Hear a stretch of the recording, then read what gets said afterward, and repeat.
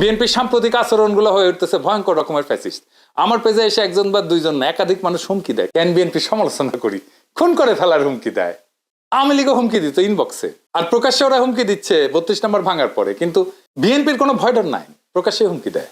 আমি আজকে একটা দেখাচ্ছি কি কারণে সে আমাদের দেশে আসতে দেবে না বা আসলে বাইসা থাকতে দেবে না, ওটা ওরাই জানে।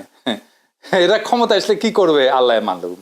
হ্যাঁ, আইডম থাকলে করে নিস রে ভাই, হ্যাঁ করে নিস, যে জিতবে ওই তো সিকান্দার হবে।